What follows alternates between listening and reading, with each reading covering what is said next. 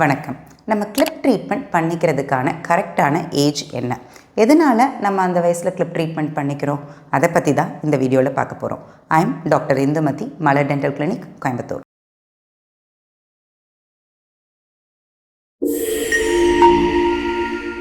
குழந்தைங்களுக்கு clip treatment start பண்ணுறதுக்கான கரெக்டான வயசு என்ன? எல்லா குழந்தைங்களுக்கும் பால் பற்கள் எல்லாமே விழுந்து நிரந்தர பற்கள் கம்ப்ளீட்டாக முளைக்கிறதுக்கு ஒரு 12லேருந்து 13 வயசு வரைக்குமே ஆகலாம். அந்த டைமில் நம்ம கிளிப் ட்ரீட்மெண்ட் ஸ்டார்ட் பண்ணிக்கிறது பெட்டர். அதுக்கு முன்னாடியே நம்ம கிளிப் போட ஆரம்பிச்சிட்டோம் அப்படின்னா, ஏதாவது 1-2 பல்லு முளைக்காமல் இருந்துச்சு அப்படின்னா அந்த பல்லும் முளைச்சி அதையும் சேர்த்து நம்ம கரெக்ட் பண்ணுற வரைக்கும் கிளிப் ட்ரீட்மெண்ட்டோட டியூரேஷன் அதிகமாகிறதுக்கான வாய்ப்புகள் உண்டு. ஸோ குழந்தைங்களோட பால் பற்கள் எல்லாமே விழுந்து அது நிரந்தர பற்களாக மாறுற வரைக்கும் நம்ம வெயிட் பண்ணி கிளிப் ட்ரீட்மெண்ட்டை ஸ்டார்ட் பண்ணிக்கலாம். இது எந்த ஏஜில் கிளிப் ட்ரீட்மெண்ட் ஸ்டார்ட் பண்ணுறோம் அப்படிங்கிறத பற்றி தானே தவிர, கிளிப் ட்ரீட்மெண்ட் பண்ணுறதுக்கு எந்த விதமான வயசும் கிடையாது. என்ன வயசு வரைக்கும் வேணாலும் கிளிப் ட்ரீட்மெண்ட் பண்ணி நம்ம பல்லை சரி பண்ணிக்கலாம். அப்போது ஒரு 12-13 வயசு வரைக்கும் நம்ம பல்லு சீரமைக்கிற டாக்டர், அதாவது ஆர்த்தோடான்டிஸ்ட்டை பார்க்க வேண்டிய அவசியமே இல்லையா அப்படின்னு கேட்டிங்கன்னா அதுதான் இல்லைங்க.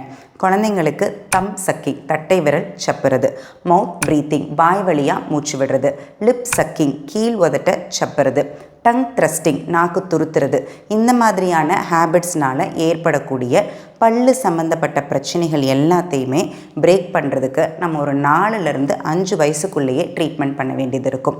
அதுக்கு ஹேபிட் பிரேக்கிங் அப்ளையன்சஸ் அப்படின்னு சொல்லக்கூடிய அப்ளையன்ஸ் போட்டு இந்த ஹேபிட்ஸ் எல்லாம் பிரேக் பண்ணி இதனால் பல்லில் ஏற்பட்ட பிரச்சனைகளையும் சரி செய்ய வேண்டியது இருக்கும். அடுத்ததான் ப்ரீமெச்சூர் எக்ஸ்ஃபோலியேஷன், அதாவது பால் பற்கள் இந்தந்த சமயத்தில் தான் விழுகணும் அப்படின்னு ஒரு கணக்கு இருக்குங்க.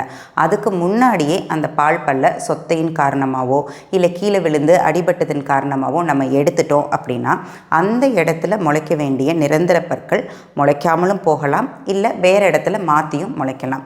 இந்த மாதிரி பிரச்சனைகள் வராமல் இருக்கணும்னா ஸ்பேஸ் மெயின்டெனன்ஸ் அப்படின்னு சொல்லக்கூடிய அந்த பால் பற்கள் விழுந்த இடத்துல இருக்கக்கூடிய ஸ்பேஸை அப்படியே மெயின்டைன் பண்ணுறதுக்கான அப்ளையன்ஸ் ஒன்று போட வேண்டியது இருக்கும். அடுத்ததான் பரம்பரையாகவே இருக்கக்கூடிய தாடை எலும்பு வளர்ச்சியில் இருக்கக்கூடிய வித்தியாசங்கள். ஒரு சில குழந்தைங்களுக்கு கீழ்த்தாடை மட்டும் அதிகமாக வளரலாம், இல்லை மேல்தாடை மட்டும் அதிகமாக வளரலாம். அந்த மாதிரி இருக்கிற குழந்தைங்களுக்கும் ஒரு 4லேருந்து 5 வயசில் இருந்தே நம்ம ட்ரீட்மெண்ட் ஸ்டார்ட் பண்ண வேண்டியது இருக்கும்.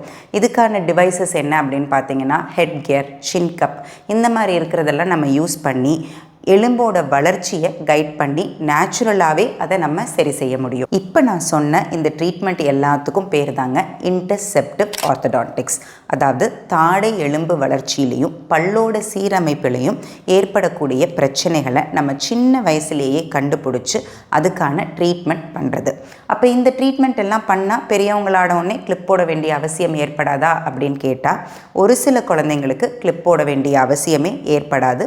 ஒரு சில குழந்தைங்களுக்கு அந்த கிளிப் போடுற ப்ராசஸ் கொஞ்சம் ஈஸியாகவும் இருக்கும். ஸோ உங்கள் வீட்டில் இருக்கிற குழந்தைங்களுக்கும் வாயில் பால் பற்கள் எல்லாமே முளைச்சி முடிச்சிருச்சு அப்படின்னா அவங்க தாடை எலும்பு வளர்ச்சி கரெக்டாக இருக்கா, பல்லோட சீரமைப்பு கரெக்டாக இருக்கா, இல்லை இந்த சீரமைப்பில் பிரச்சனை வரக்கூடிய ஹேபிட்ஸ் ஏதாவது அவங்களுக்கு இருக்கா அப்படிங்கிறத ஒரு தடவை டென்டிஸ்ட் கிட்ட போய் செக் பண்ணிக்கோங்க. தேங்க்யூ.